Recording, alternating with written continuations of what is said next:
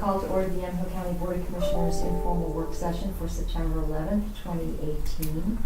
And we'll start with our work session with an update, a quarterly update from SEDCOR and Abisha Stone. Nice to see you, Abisha. Hi, Welcome. Good afternoon. I've been saying good morning all day, so good afternoon. Good afternoon. So I provided you with the report. You probably got that Friday or Monday, and we're now on the second quarter. We still have called out the amendment of when the quarter started, right? Because we have a little bit of a time difference there. And we took a different approach in terms of the formatting of the report, attempting to bullet point and kind of keep it concise, but the formatting doesn't allow us to do that. So we highlighted a few areas of focus, the number of business visits, the Economic Development Advisory Council, workforce development, then some specific city development that we're doing, just kind of community development rather, in the city of Yamhill, and then a bit on marketing. So in terms of business visits, we're on track kind of as to the contract requests or requirements of number of just engagements with business throughout the year. And we've really been doing a great job with visiting with businesses for recruitment, but also a lot of business retention. And we have some businesses that are growing and looking for new spaces. So some fun projects there. We do have a large manufacturer who's undergoing a significant expansion, and we'll be adding 90 jobs in the next few months with an additional 60 more in the following year or so. And I'll get you those expansion value numbers later. Those are still being figured for us. We also have a business owner who has cited a location for a new build, which is a fairly significant move. It's an expansion of an existing business in a different county, but will be an investment in Yamhill County, and we're excited to see that happen as well. And that will, I believe, bring about 35 jobs to the area. And then we have a smaller manufacturing facility that has just come to Yamhill County and is currently building a production facility, and that's about 8 jobs that'll be in that facility. In terms of the Economic Development Advisory Council. Michelle, before you go on, I have one question. When you're looking at the quarterly reports, the quarter one 42 visits and the year-to-date 73 visits, do you have any stats that tells you as far as the size of the company, if they're those 73, are they broken into how many of the companies are like 10 employees, how many are 11 to 50 employees? So we make sure that the smaller companies are getting hit as much as the bigger companies are. I don't have those numbers for you right now, but if that's of interest to this group, then that is something that I can provide going forward. I know it'd be interesting to me to know what size companies we're visiting. So. Or maybe even anecdotally, if you could tell us, do you have into some, you just knew off the top of your head. Yeah, you bet. I mean, it really does average from, I would say that average range is between 8 and 20 employees. But gosh, it's just kind of, it really is all over the board. So where it's weighted, but I could develop that for you, and I'd be happy to do that. I'm already tracking my visits on a regular basis, and so it's just a matter of plugging that piece in. Yeah, you could visit a Merit and then go down the street and visit 5 smaller companies, but the average would look A lot sugar. so to Absolutely. try and isolate that. You bet, and I could even just kind of isolate those numbers and show you too in a report. So I'd be happy to do that. I would be interested to know without. I certainly don't want, you've got so much to do, I certainly don't want you to spend a lot of extra time doing that. I appreciate that. I appreciate More working than reporting. Okay, all right, thank you. Any other questions on the business visit piece? Some of those numbers in terms of new jobs being created were not added into the jobs created number up top because it won't come through this quarter. Those jobs will be coming a little later, so you'll see that year-to-date will eventually catch up with itself. So the Economic Development Advisory Council is the council and the committee that we're putting together, first of all, to advise and guide the work that I am doing, that SEDCOR is doing in the county to support the cities as they're creating economic development plans and provide resources for that work. And also to be reviewing the applications for county grant dollars. So I've given you the timeline in here that we expect both of these groups, both the advisory council and the committee that will be doing the review, for both of them to be fully established and in service by late fall. That is our current target, and I feel that we are on track to meet that target. Any questions on that piece? Okay. In terms of workforce development, I just wanted to highlight a few things that are going on in the county, and I visit with Commissioner Primizich regularly to keep them apprised of what's going on. But we are working with a CTE program partnership in Sheridan between a local large manufacturer and the high school.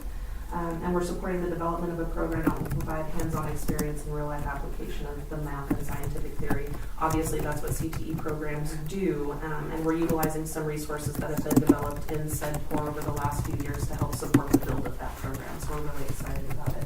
And then, of course, the Yamhill Carlton CTE folks are having their big ribbon cutting, right? And I believe that has been moved now to October 4th, but keep an eye out for that because that's pretty exciting work.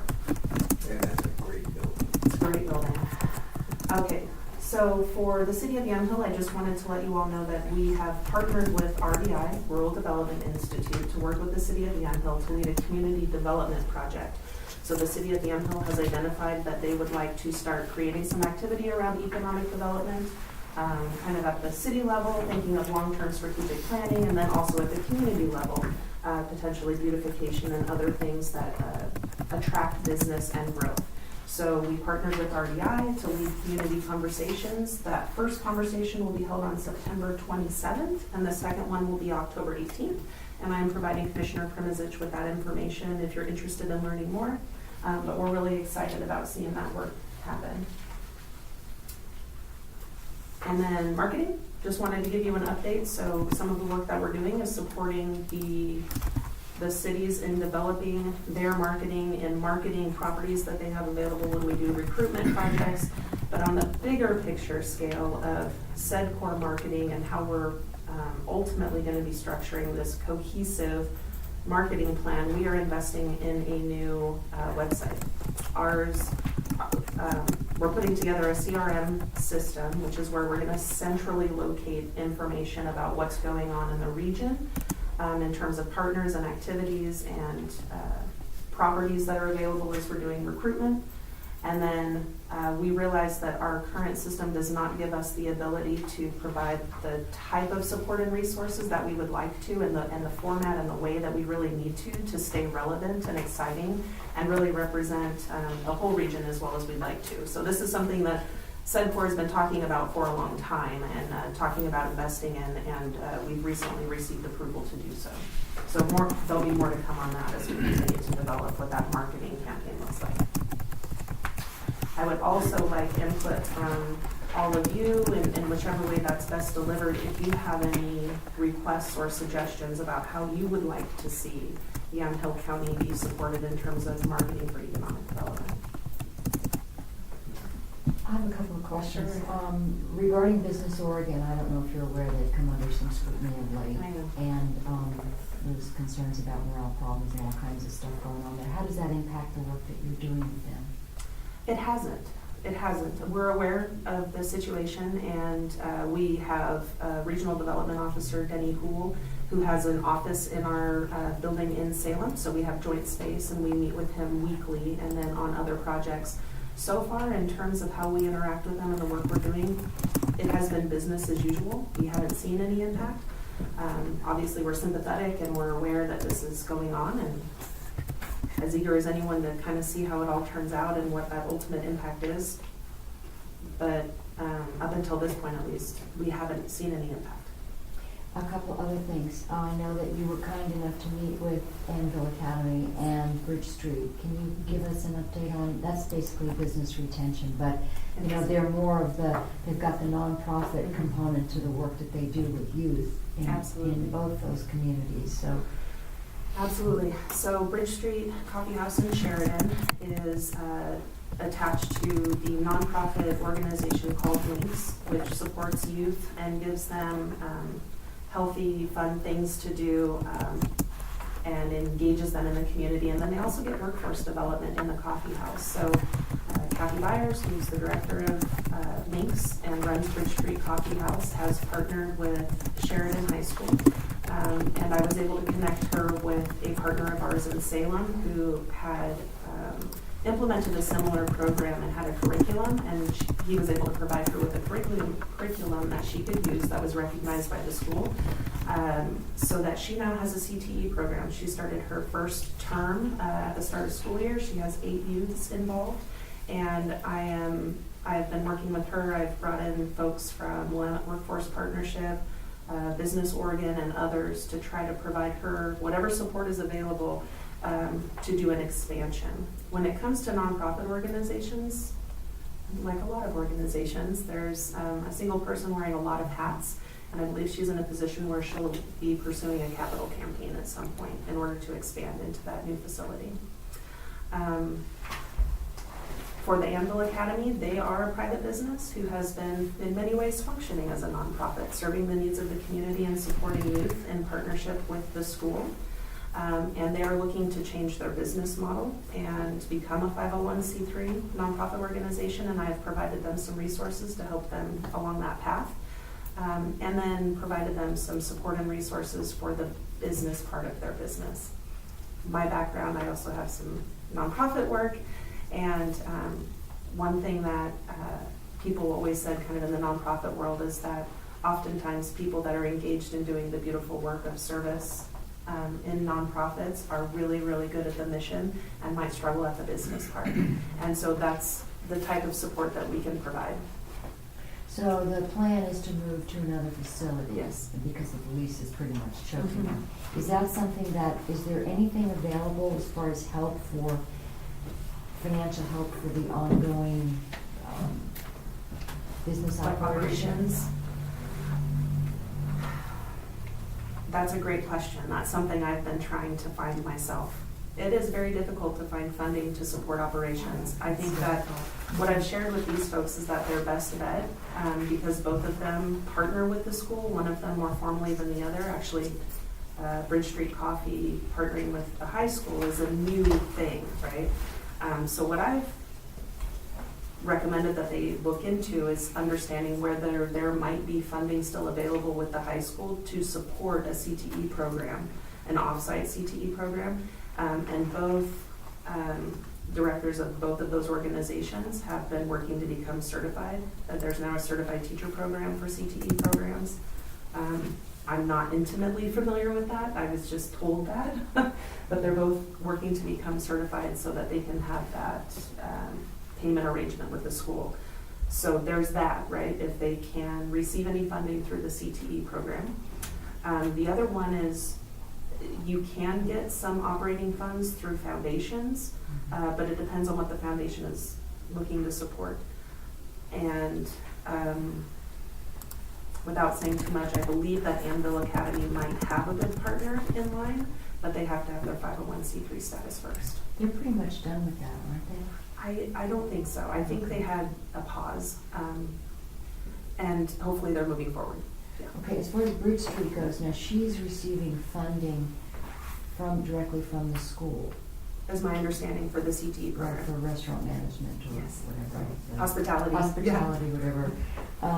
So then that's gonna be able to sustain that part of what she does in the coffee shop, but it's the expansion that is the part where the money has been. Right. So the physical building expansion, she'll need support for that. And then also the intention was to create 3 cohorts. Right now she has 1 class, 1 cohort, and the intention is to have 3. So it also expands the program. But she doesn't have the space to have more than 1. So in that physical expansion, and then also when you expand the program, you're gonna have more overhead cost as well. Well, thank you for, I appreciate that you went Sure. and spent time with both of them. They're very important. I'm more than happy to, and it's, I kind of have a heart for that work they're doing as well, so I love to hear who's doing what and who needs help, and maybe I can't give them all the help I'd love to, but happy to do what I can. I have Where- go ahead. Yeah. Where buildings are concerned, that's where opportunity zone money can come into play. Absolutely. Because that's strictly equity funding, and so it's building a building or purchasing buildings, development of a business entity. And so we really need, as I indicated, the Ford family, the Meyer Family Trust, and the Oregon Community Foundation have engaged a person to act as their representative. And those three nonprofits, which have some significantly deep pockets, want to get very involved in the opportunity funding. So, Right. John and I were just talking about that earlier. So, And we do have a large opportunity zone in West Valley, so that's something we're yeah. trying to stay educated on. Yeah, and that's where Bridge Street Coffee may have an opportunity. Anyway. Well, thanks for that. You bet, thank you. One question, Hannah Shaw, since Stan is actually our liaison for all economic development and stuff, and you work closely with him, where do we find out, or how do we ensure that the other commissioners, that we get information like, excuse me, I'm a little bit hoarse, the community meetings that are gonna be in Ant Hill, like on September 27th and October 18th, where do we find that information? I think that's a great open conversation is, I would like to know how best to share that with you. And if you just bring that information to Laura, Carrie, Carrie can just email Just all send of it that's us. probably the best. Yeah. That's Is probably that the best? best You send idea. it to Carrie, she'll make sure we all get a copy of it, and then if we want to put it on our calendars, we can. Okay. And we're also beginning to share that information out on our own social media and our own website and printed material, and so we're building an understanding of how best to communicate, but I'd be happy to send it to Carrie in the If future. you send that by email, could you copy me on it? Sure will, yeah. My card's out there, the front. I'm pretty sure I've got your So, information, no, but no, I just don't want to have to spell it right. no problem. Not enough staff to take care of those notifications, so Sure. as busy as we are as commissioner, especially Stan with meetings there, he doesn't have to worry about ensuring that word gets to the other commissioners. Sure. The staff can handle that. Or in the case recently where I said, I think this is the date, but they might move it, and then they did. He doesn't have to chase that around. Mhm. You bet. Okay, happy to do that. Thank you Thank for you. asking. Any other questions? I have none. I appreciate the information. Thank the you. update. Wonderful. Thank you for all. coming. Thanks And for your good work. thank you for your continued support. I sincerely mean that. Well, what's the status of the recruitment for Mr. Freeman's position? Yes, so I believe Chad is going to be visiting with you quickly on the 18th. The 18th. But just the quick update up till now, we did have the position posted, obviously. It just closed on Friday. We have a few applicants that are in. Those applications are being reviewed by the initial review committee. We are hoping to have interviews set in the next 2 weeks. And if everything goes well and we have promising results from this process, then we're hoping to have the position filled by November 1st. That's the current That's the plan. plan. And Chad asked We to know how be able to current come on the plans are. 18th to visit with you about the Well, the first transition. two Oh, that I okay. reviewed are looking. Look pretty good.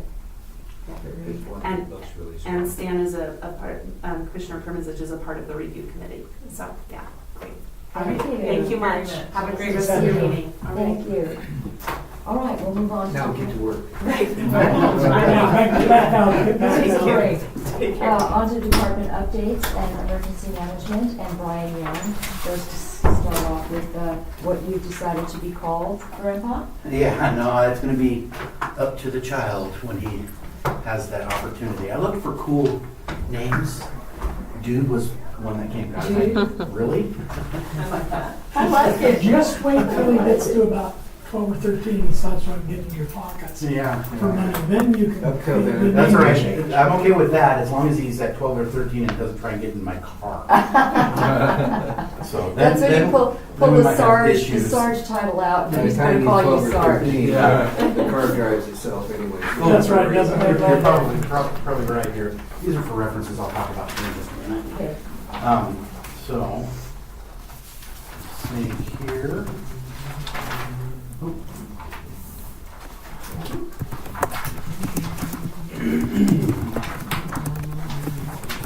Okay. So thank you for having me today. Kind of a fitting day to have an emergency management department update meeting. It's 17 years ago. We were all glued to our televisions on an event that truly tested the resources and capabilities of an entire city and the departments within a region, and really horrified a nation. So it shows kind of the background of what emergency management is and all the moving parts that are behind it. So as we move into tomorrow, and put September 11th behind us, you can think ahead to this weekend when the big hurricane hits the East Coast and A million all people of the- evacuated already. yeah, all the planning and response efforts that are going to take place or have begun as a precaution. That's So why they get 30 inches of rain. I can't. Crazy. On top of the storm surge. So I'm going to break this down into two sections, what we've done in the past and what we plan on in the future. And the material that you have in front of you now, I will reference throughout this. So it's just so you have a situational awareness of what is being spoken about. And Nicole was provided copies of that also. And the map is not for release, it's just so you have an understanding of what we're talking about when I get to that point. So in the past 6 months or so, maybe a little bit longer, the training that we've offered and or have attended in emergency management consisted of the senior officials workshop, which was great to get leaders in the community and the government together to find out their role in emergency management.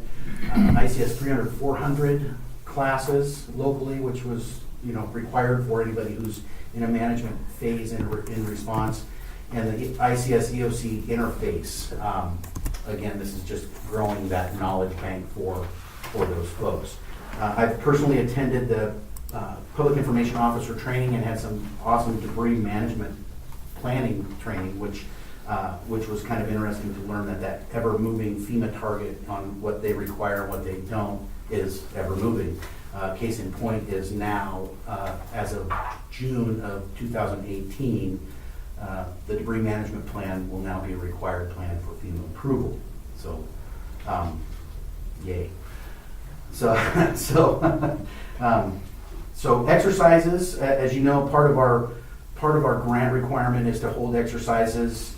We go above and beyond in the smaller exercises because it's good to have those conversations and talk about what ifs. Rather than just say, hey, let's have a full scale to satisfy this grant requirement. So we had that full scale and a complement of smaller exercises that revolved around that mass fatality incident. And I spoke at the formal session some months ago about that and went over the details, so I won't get into super low details there. I will trumpet the fact that it was the first time in the state that a family assistance center has ever been exercised, and the largest exercise in participation in Yamhill County. So that we're pretty proud of that. We did get together with the first responders to include police, the sheriff's office, the DA's office, medical examiners to talk about their role in a mass fatality incident. Unfortunately, we weren't able to connect with the funeral homes at this time or at that time, but that's a work in progress because they're an integral piece of the management of remains. So, Can I just go back to that? Yes, absolutely. One of the things in that exercise was just basically anything over 10 puts us over capacity. We say it's 10, but that's a moving target because throughout the entire county, we only have the ability to store 10 bodies, and that's at the funeral homes. And so if they've already have, I'll call them clients there, then that's going to take away from that capacity. So if, let's say they had 4 throughout the county, that's going to lower our threshold to 6. And how do those funeral homes, and these will be future conversations with them, how do they contract or partner or agree with regional funeral homes to either respond or offset the impact, the local impact on those additional bodies. We are moving ahead with a planning team we're going to participate in the full-scale exercise. It's a regional/statewide event with the Health Care Coalition and Oregon Health Authority on medical countermeasures to a bioterrorist event. We've had a series of planning meetings already and a tabletop exercise yesterday. And Paul Mayette with Public Health, he's involved in that also. And in fact, we sat side by side yesterday representing Yamhill County up at Legacy Emmanuel. Glad I don't work up there. It's crazy up there. But it was good, good learning experience, and I think we'll be able to go forward and really get our departments involved that need to be involved. There's a lot of issues that need to be addressed as far as federal involvement, and do we want them involved in this exercise to complicate things, and how do we work in some built-in assumptions, that type of thing. So moving on, the emergency notification system, as of this morning, 2,422 opt-ins. And that number has increased with the usage of the system, and we continue to advertise it. And it's moving forward as expected. I think as people become more familiar with it, the better they understand that it's not Big Brother and we're not using it to keep dibs on them, or we want to notify them of things. Internally, the sheriff's office is up and running and set up with everybody so they can use it in internal functions for meetings, conference calls, that type of thing, day-to-day operations. I'm not privy to any usage reports yet on their end. I'm not responsible for that. They've got people set up to handle theirs.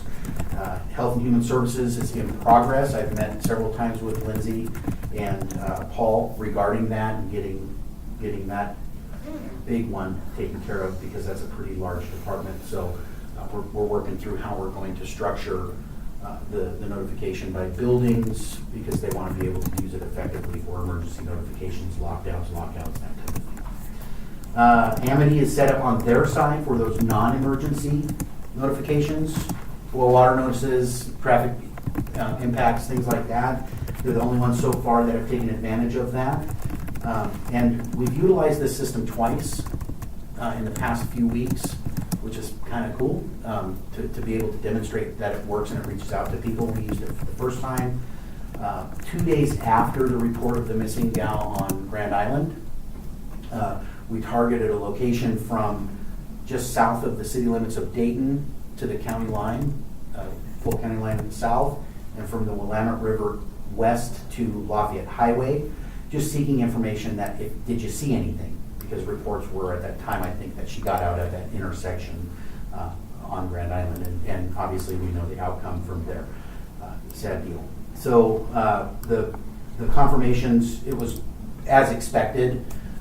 It went out to everybody, opt-ins and landline data, and most of the opt-ins confirmed, and we got that. It's the landline data that is suspect on a lot of the non-deliverable messages.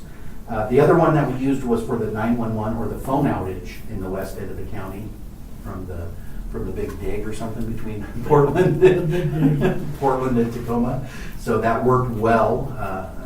That one was awesome because I was able to go over to YCOM after conversations, they implied that they wanted me to send the message out, and hey, I'm okay with that, but understand you have the power also. So I went over and held their hand through sending the message.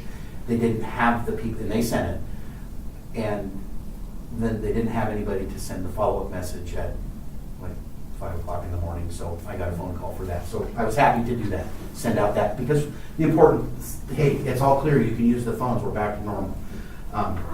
So it was good that we got to use it. We're getting our money's worth. So as moving on to schools, you may or may not be aware, for roughly the past 10 months, I've been working with 6 of the 7 districts in the county on, this has started out as an emergency operations plan project and making sure that we can get a common emergency operations plan so the districts are all moving forward in the same direction with an understanding on how they as a school and their requirements that that the state requires them to follow, that it's all implemented within that, they understand where everybody's going. So we've completed that project to the final draft review. It's been, I don't suspect there'll be any changes. The final product is in each one of their hands, almost. There are a couple of superintendents that weren't available, but so far it looks like it's good stuff and it's good to go, and it's nice to see them all participating and talking and communication is a big piece in everything. We made a decision early on that we are not gonna stop this at just the EOP program, and we're gonna continue that relationship at least periodically every other month, just to make sure that we're on the same page, from a county perspective and a school district perspective. Before I move on, we talked about active shooter drills.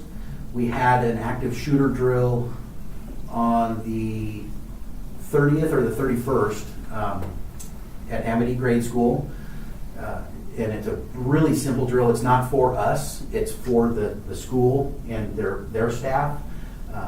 We do bring in deputies and local police if there are in Amity. They have their own police department, so they were there.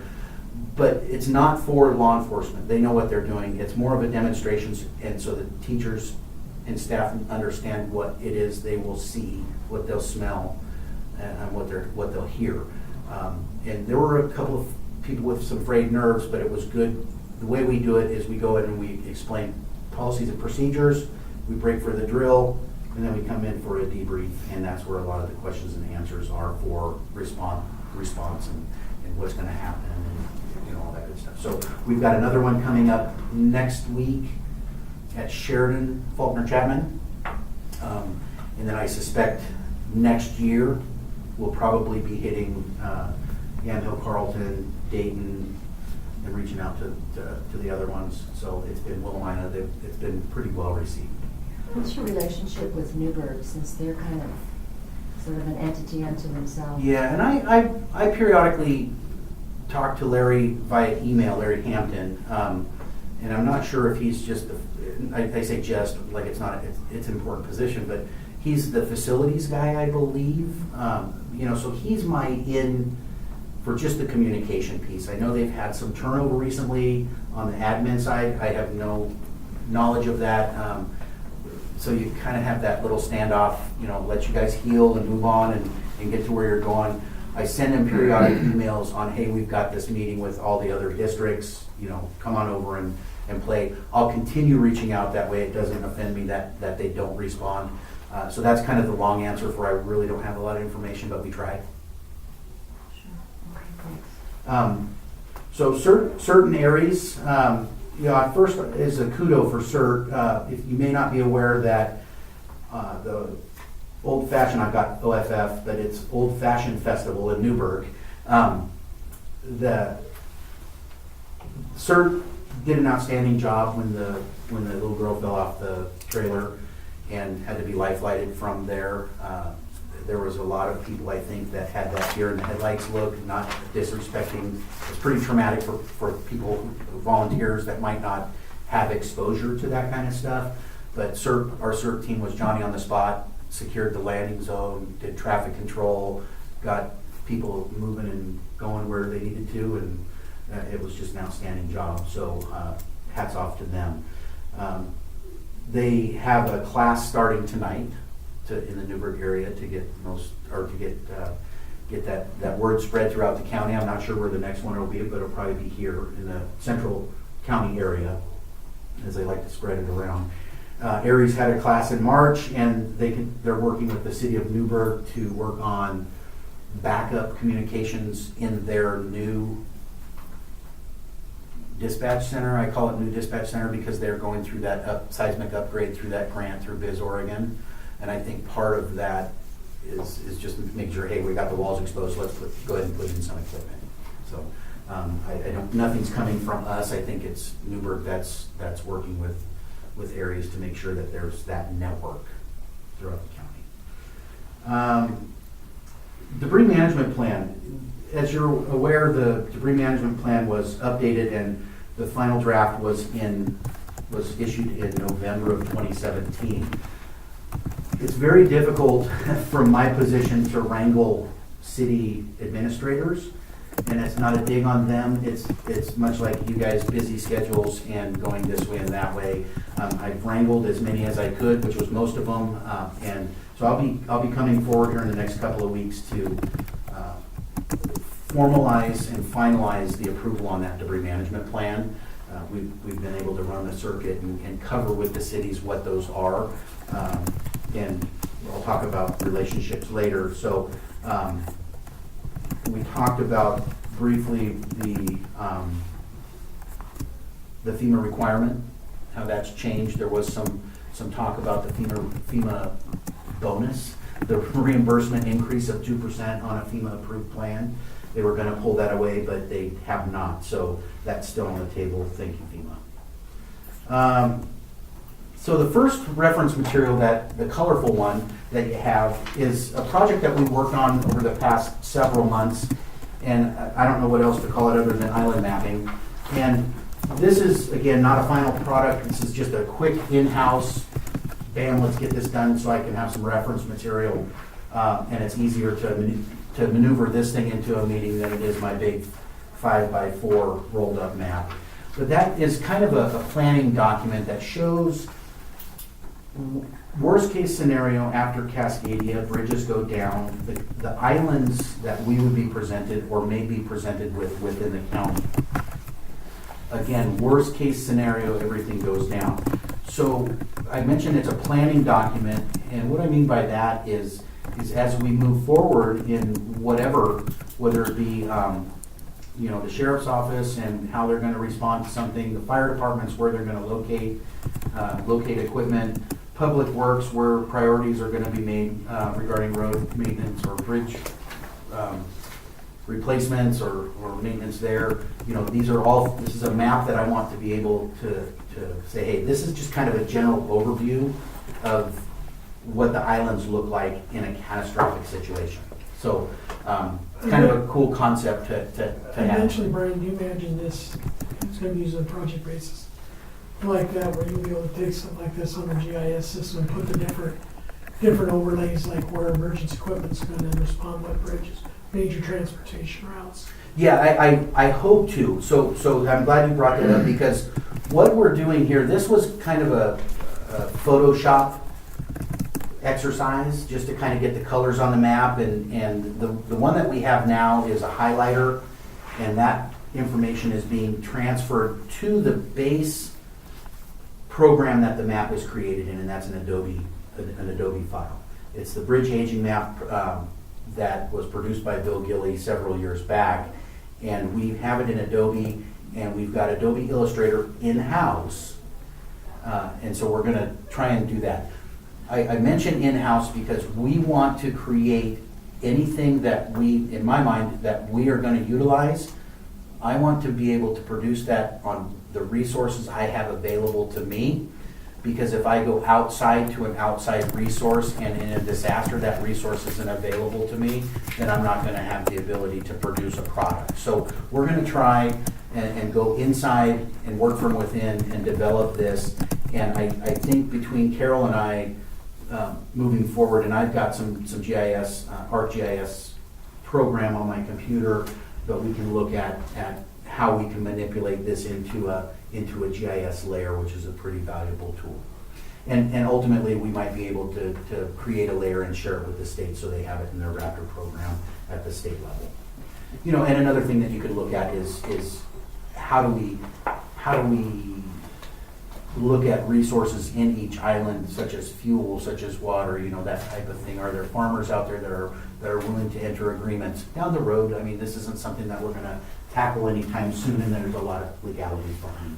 One of the reasons I asked that question, Brian, because everything you've done over the last year and a half or 2 years, and seen the direction, all the good stuff you go, my concern between you and Carol, that a lot of departments have technical expertise to do these kind of things, is that we provide emergency management with the technical expertise, but not the programmable expertise like you or Carol, but provide you guys a technical expertise that you could do these sorts of things. And you're talking through internally, the use of other department employees or time. Actually, whether it be your own or whatever it be, that we provide you in-house the capability that you need that.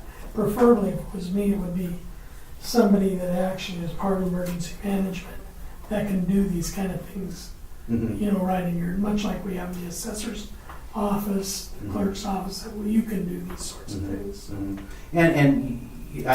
thank you, I appreciate that. And the assessor's office, with their new program that they have I went in on a training, and I could see some ways that we can utilize that in emergency management through Brian and the cartographer. It's the first time I've ever met a cartographer. And I told him that, he got a chuckle out of it. But you know, that's other tools. But again, I think it's important that we look within first, just to make sure we can problem solve on the fly. It's almost like a daily exercise, if you will, a readiness capabilities test. So these islands are created by bridges being out, by roads impassable. Most of it is bridge related and river related. You'll notice there's, you can't get down to all the minutia in this map, and you'll notice that I want to say 99 south of McMinnville, the borderline is, the 99 is the border. Well, if I can drive up 99, I've got access to this island and this island. Well, yeah, but understand that there's other obstacles that need to be in there, and we have to draw the line somewhere before it becomes just so overwhelming that it's not something that you can even wrap your mind around. Well, yeah, the thing about it is, in the software that they're using at the clerk's office now, that allows them then to layer what they're seeing with each passover and recognize the changes, differences immediately, would be an ideal resource, because isolating where you anticipate the problem to be and being able to say what would be a likely workaround, that's the critical piece. And to see if 6 months from now or a year from now you do a flyover and there's some obstacle that would change that workaround, we can address that, because the bridge isn't going to change. I mean, that's still there, but our option changes. So that would be a critical piece to have, and updating that on an ongoing basis. And to Commissioner Olson's point, having the ability within house to do that, and it doesn't necessarily mean hiring somebody for, but if we do utilize that service, and right now the clerk's office is paying for it out of their budget, we could then activate that for an additional service. It's something to look at, because obviously being on top of this is an important aspect of what we need to do countywide to make certain that we protect the citizens as best we can. So it's, I think it'd be good to take a look at least sitting down, having a conversation, finding out what could they provide for us, what would be the cost, and then how practical would it be to move forward with something like that. No, I agree 100%, especially when I say in-house, the overall in-house. Right. But the program-based is because that person with that expertise, I hope I'd be able to, and I believe I would, be able to rely on them to respond in an emergency, so I would have that subject matter expert in place, and absolutely 100%. But if we were updating the map, we would already know. Yep. And if we're doing that on an ongoing basis, I mean, it's gonna change, just like what's happening down there now with those 150-mile-an-hour winds. You don't know what's gonna be left by the time you pass through, but at least you have an idea of what you would do prior to that hitting. Yes. And that's what you need to do right now. Brian, are you working with the various neighborhood watch and preparedness organizations? Right now, on a spotty basis, yes, and it's mainly to provide preparedness material or send presenters out. There's a cadre of CERT volunteers that are presenters, and they go out and they give preparedness talks in those communities. I will be participating on September 23rd in a neighborhood presentation out, well, the meeting is out at Christian Gospel Assemblies at 240 in CUNY Road, in that area, and they're a small community in a little valley that want to make sure that they're prepared. So I'll go out there and talk, and I was invited for dinner, so I was like, yes. Why not? Because there's a number of neighborhood organizations that have gotten pretty far into mapping and assets and mapping in terms of who's got what and ability for helicopters to land and river access. So, And a lot of that, yeah, Lad Hills, I believe is. and South Parrot Mountain. Chehano Yes. Mountain's got a really active neighborhood organization, Lad Hill Neighborhood Association, and they've gotten so far as to actually have a helicopter ready to go and a place where it can land. Mhm. And so I don't know if you just to have information on the assets that they have cataloged. I think that's very important, same with like Valley View Estates. I mean, if something happens, there's a lot of people out there. Mhm. A lot of potential for major industry, a lot of potential for landslide, you know. That could be a tough place to get to. So, Just having a database of Yeah. those, because, you know, we don't know where it's gonna hit, or, Mhm. but obviously there are gonna be parts of the county that will still be functioning, and those are the ones we need to know what resources are available. And if we can build that resiliency into them beforehand, outstanding. So the big one in the past is, the one that I'm excited about is the grants. So we've got the Emergency Management Program grant, or Performance Grant, I'm sorry. We were able to qualify for $183,338. Obviously, 50% of that comes from our match. So That's the that sheriff. was more than, no, that was our From you? EMPG. Okay. That's the yearly operational grant that reoccurs every year, or not reoccurs, but It's their matching Yeah. grant for operations. So what's the one the match that came from the sheriff's office? Okay, sorry. that's because I'm really excited about that. Okay. So the state the state Homeland Security Grant is what Commissioner Sterrett's referring to. Of that, the Sheriff's Office and Emergency Management were the only two of the 6 applicants to receive that, as you're all well aware of. Emergency Management were able to secure grant funding for $87,050 for EO's Emergency Operations Center updates and improvements. And the Sheriff's Office was able to receive grant awards for $100,000 for communications equipment. So I still take the opportunity every time I can to tell the sheriff that I was on the first page of the ranking list and he was on the 4th. So he tells me to go away for some reason after that. So yeah, he got a great attitude about it. So I'm looking Careful, forward. you'll rescind your position. Yeah, I'm tired of listening to you. Patrol car. So we haven't gotten any of the grant agreements yet, so I fully expect those to come. I believe traditionally it's been October, and then at that point it'll head off to legal and review and thumbs up. Yeah. You got that legal? you got that people, yeah. Thumbs up. There you go. Not an order, just a suggestion. Got it. So the next I'll talk about futures. And I'll break it down kind of in the same order.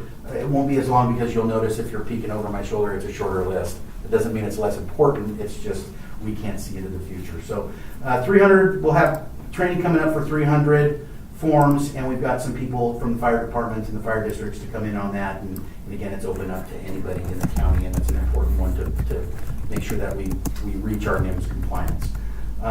We've got a good one coming up next week, the hazard mitigation plan and the updates surrounding that. That's one that's required by the county to have in place. And obviously that's a big one, because as I'll mention it now, it expires in November of 2019, and it's required, and it's a lot bigger than just emergency management. You know, it's planning, public works, engineering, fire, the cities, and everybody. So it's quite the task, and I will try and coordinate, wrangle those cats and get them together and come together. All this has to be done by the 19th of November. Yeah, November 2019. 2019. Yep, more than a year out, so. Okay, So, thank you. This one's getting you something. yeah, I don't, man. No, I don't know why it's, 19 is what I heard, and wait a minute. that's awfully close. Well, yeah, as you were explaining all the people involved, Brian, what are you gonna be doing 24/7? Yeah, I'm busy, Commissioner. I don't know if you recall last year, I said one of my goals was to become a 300, 400 instructor because we don't have anyone in the county to be able to offer that, at least for the county, but also we can pull in from the region and bring people here. So the end of September, I'll be attending a training class in Salem that allows me to qualify to attend the trainer course for that 300, 400 instructor. So we're moving forward to that goal, so that it's kind of exciting to be able to offer that locally. And we can charge for your time when you're training these others? Double. Yeah. FEMA traditionally likes it to be free for Oh. the attendees, Oh, but I mean, hey, that's what formalities. FEMA wants, Yeah, yeah. it's just a suggestion. So I'll also be going to an ATC 20 class, which is more on the assessment, building inspection side, but it's good situational awareness. So I know when we do preliminary damage our initial damage assessments, that I know what the folks out on the ground are seeing, doing, referring to, that type of thing when they allow people to go back into the buildings. That's been forwarded to the assessor's office and to planning also, and I don't know where they're at on if they're sending folks. The senior officials workshop, I'm looking to bring that back. There were some people that weren't able to attend because of conferences and the feedback that we got that it was really a good class. So I don't want to do it really on the heels of the last one. And I don't know what time it gets over here, but I'm sorry, I'm going to rush through these. So we have a prep fair. What I gave you here is a prep fair that's coming up, and our presentation Prepare Out Loud, Red Cross is coming in. I'm going to try and encourage employees to go to that, and I'll be reaching out to Laura to see if I can send department heads this stuff to disseminate to their employees. So. And this is without a doubt the premier preparedness, it's an experience. Oh, yeah, wow. It's like nothing else. We'll do it countywide, Brian. It's phenomenal. Is it okay if I do that, or who do I send that to? Carrie, Okay, and copy me. Okay. We'll send it out. and I'll come up with that. And let them know it's not just your average, oh, there's gonna be an earthquake. This is the kind of thing that you walk out and your eyes Opens your are glazed eyes. over. So I would, yeah, I'd talk it up. Yeah, it's a good thing, and I think having our employees prepared is what's going to make us successful in the county. So following on the heels of that, we'll have a prep fair on November 10th here at the community center in McMinnville. We'll have 20 vendors there and 4 cert classes to try and get the word out and the exposure and the education to the citizens. So. I'll skip over a couple of these. I'm still interested in the COOP plan. I'm still trying to figure out who our vendor is. There were some changes. I'm sorry, not the vendor, our rep at the vendor. Our vendor is still the same. I still don't know who that is. I've got to reach out to the Oregon Emergency Management, but I haven't gotten anywhere yet on that. So more to come. The same would apply. So you've heard about the plans. We're updating our emergency operations plan this year. It's going to be in-house, relatively minor changes, maybe some structural moves to more align with really how we operate, but I don't suspect it's going to be anything too cumbersome, and certainly not anything that we need a contractor for. So I'll finish up with the big thing that's in the future is continuing with relationships. Our relationships are growing with other entities, agencies, departments, and it's just like anything, you have to water it to make it grow, and we're making some good leaps and bounds there, and a lot of people are coming to the table that haven't traditionally been to the table in the past. It's not me, it's I think everybody from various departments, reaching out to folks and encouraging them the importance of emergency management. So it's great. Continue to work with Newburgh attend Newburgh's monthly emergency management meeting at their department head meeting on the last Wednesday of the month. It's just an hour that they get together and they talk about what the departments will do in various reasons or various scenarios. And schools, police, fire, they continue I continue to meet with them fairly regularly. I apologize for being long-winded. A lot to pass along and a lot of excitement in there and a lot of mundane everyday stuff, so. Important stuff, and thank you, you're doing a great job and very enthusiastic about everything. Thank you. It's a very good Thanks. report. Thank you, The appreciate it. November 10th is a follow-up to this or just a totally different? What I traditionally prep fairs have a keynote speaker, and trying to get everything together with a group that wants to have this large event, you gotta kind of bring it in a little bit. So with Steve Eberline coming in, the way that I'm gonna run it is, we're gonna give this as a homework assignment. You now see what Steve is presenting. You have a month to inventory what you have at home.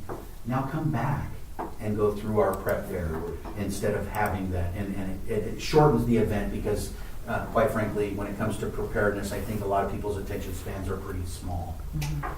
So this one will be over at Fairfield, Yes. and then this is a follow-up to it, and November at the community center. Just as I'm telling people about it, I want to make sure. Yes, absolutely. And if any questions pop up regarding that, feel free to reach out and let me know. Thank you, Brian. Thanks, guys. Thank you, Appreciate it. sir. All right, let's move on to our preliminary consent agenda, Great Bell. and item C. Just So we've got, everyone had a chance to look at the preliminary consent agenda? Any questions? All right, we'll move on to item D, the non-consent agenda items. And that is the consideration of a request from NEDP to declare October 5th, 2018 as National Manufacturing Day to be adopted as a resolution on October 4th. We just wanted to make sure you were comfortable with the language of the resolution. That's why we put it on non-consent. Anybody have any? And we'll have you read it at formal. Okay, so can we move that to consent? I see. So we'll keep it separate, Oh, so we you have read to- it. We have to read it, that okay, way. We'll have it at the start of, okay. well, I don't know where we'll have it. Carolina and I will discuss it. All right, and executive session none, commissioner updates. Commissioner Wilson? Nothing, I think yesterday was a very good AOC Day, legislature committee was good. The National Forests and Lands, Natural Resources was very, matter of fact, it was a couple of the better ones I've gone to probably about the last year or so. So there's a lot of good stuff that was covered. So. Commissioner? Yes, I would piggyback on that. We were there from 7 to 20 till Fine. 6 last night when I left the budget meeting. But one of the things, as you're aware of, here about a month ago, we did a resolution to support the building of a Vietnam memorial on the state capitol grounds. And yesterday, the board took action to support that as AOC, so that will be getting some attention. We had a good meeting with the Veterans Committee, and the Health and Human Services Committee really aligned yesterday because one of the main topics was suicide prevention. This is a big push right now countrywide, but both in 2016, 2017, we had 6 veterans in Yamhill County that took their own lives, and it is a problem statewide and nationwide, but here in Yamhill County, finding ways to provide services, it's tied very much to Health and Human Services because our senior population is becoming a big issue with our isolated seniors. They get just a little bit outside the city complex and they're isolated, they don't have the ability to drive. So anyway, suicide prevention is a big topic right now, and it was covered. Silas was in attendance and did a very good job in the next portion talking to that very issue along with several other things. But anyway, yeah, it was a full day yesterday. There's more to come given the situation at the AOC, so stand by. Thank you. Just quickly, some good news. The Housing Authority of Yamhill County's received almost $326,000 for more housing choice vouchers, which will make a big difference to add to the already 1,400 housing vouchers that they now have.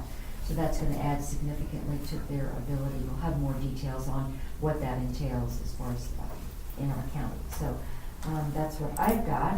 And if there's nothing else for the good of the order, Just a reminder that there's also a land use hearing on Thursday. we've got 2 hearings on Tuesday, Thursday, correct? I only know Yes. one. The solar farm and the appeal, and that's, Appeal of what? Tefra. Of which one? Tefra. You have the one? I thought we had 2. There's Oh, two. yeah. It's inside the agenda folder on the public notice page.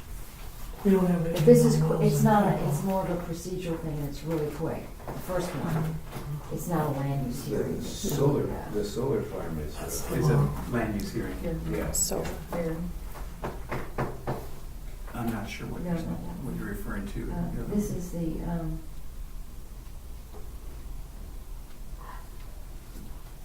no, that's not what I'm talking about, there's another one. To be determined. Receipt of public comment and approval of issuance of revenue financing bonds. So that's not anything other than a procedural, so it won't be long, but the other one. The other one, just, All right, Your sleep. so, I only knew of one land use hearing, so. yeah, it's not a land use hearing, it's oh, why a would you know about public that? comment type of thing. Okay, well, thank you, we'll just adjourn today's informal, thank you.